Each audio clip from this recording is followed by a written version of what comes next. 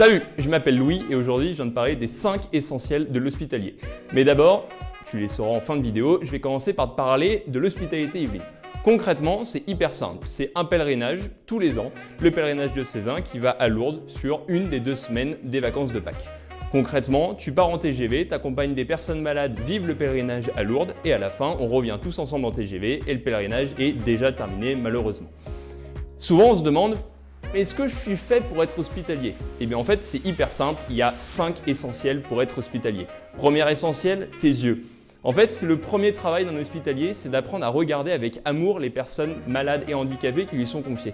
Je sais, parfois c'est vraiment difficile parce que c'est des personnes qu'on a du mal à regarder dans la rue quotidiennement. On les trouve différentes, on les trouve pas comme nous. Et pourtant en fait le vrai travail de l'hospitalier c'est déjà de regarder avec amour. Ça c'est ton premier essentiel. Ton deuxième essentiel, juste là, tes oreilles. Les oreilles pour entendre ce que les personnes malades ont à te dire.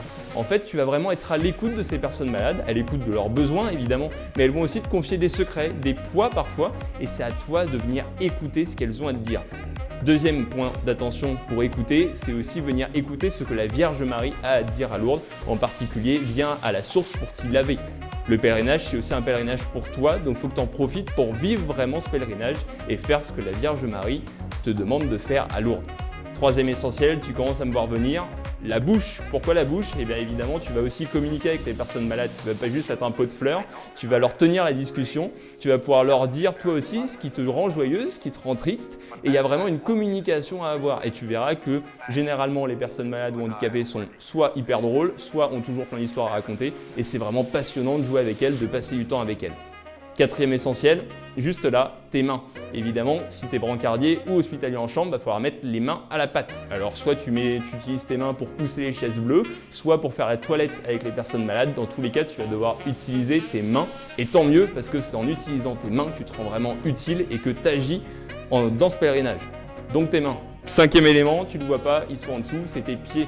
Parce que Lourdes, c'est en pente, donc déjà, il faut monter et descendre, et pas que les montagnes, il faut aussi monter et descendre les escaliers, monter et descendre les différentes pentes pour aller au sanctuaire. Finalement, c'est des vacances fit and fun, avec des personnes malades qui sont au taquet, donc vraiment, c'est à vivre.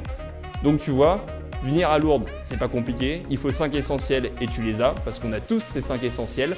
Finalement, il faut peut-être ce petit grain de folie en plus pour oser venir. Mais je peux te rassurer, les seules personnes malades à la fin du pèlerinage, finalement, c'est les brancardiers qui ont osé venir parce qu'ils sont atteints de la lourdite, c'est-à-dire la maladie de devoir revenir chaque année à Lourdes. Malheureusement, j'en fais partie.